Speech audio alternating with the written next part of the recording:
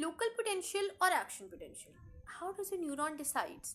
Hi guys, it's Winnie. Let's make medical life easier, one concept at a time. So what are basically local potentials? Now if we say that we have a neuron, अब neuron में हमारे पास dendrites होते हैं, उसकी cell body होती है और exons होते हैं. डेंड्राइट्स वो उसका पार्ट होते हैं जो स्टिमुलस या नर्व इम्पल्सेस को टुवर्ड्स द सेल बॉडी लेकर आते हैं, जबकि हमारे पास जो एक्सॉन होते हैं that takes it away from the cell body, the impulses या सिग्नल्स जो भी. तो जो हमारे पास लोकल पोटेंशियल्स हैं वो स्मॉल ग्रेडेड पोटेंशियल्स होते हैं जो अकर करते हैं डेंड्राइट्स पे और cell body of a neuron पे. बेसिकली ये तब होते हैं जब हमारे पास केमिकल प्रेशर या लाइट स्टिमुलस आता है न्यूरॉन के पास. अब इसके की फीचर्स ये होते हैं कि सबसे पहले तो ये ग्रेडेड होता है, यानी जितना ज़्यादा बड़ा स्टिमुलस होगा उतना ही ज़्यादा पोटेंशियल जनरेट होगा. सेकेंडली डेक्रीमेंटल होते हैं, यानी they fade as they travel, they do not stay for a longer period of time.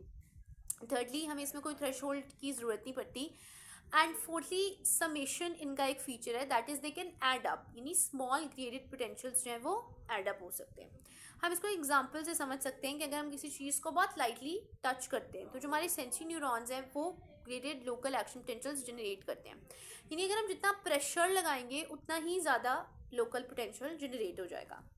When does action potential happens? ये तब होता है जब हमारे पास जो लोकल पोटेंशियल्स हैं जो थ्रेश होल्ड को रीच करते हैं एक्सॉन हिलॉक पे, यानी कि हमारे पास जो लोकल पोटेंशियल्स थे उनके लिए हमें थ्रेशोल्ड की ज़रूरत नहीं थी, लेकिन जो हमारे पास एक्शन पोटेंशियल है उसके लिए है. तो जब यही लोकल पोटेंशियल थ्रेशोल्ड को रीच कर जाएंगे तो हमारे पास एक्शन पोटेंशियल जनरेट हो जाएगा. What is an action potential? Action potential is basically large all or none electrical spike that travels along the full length of axon. Basically हमारे पास जो local था वो स्मॉल था, ये जो है हमारे पास लार्ज है.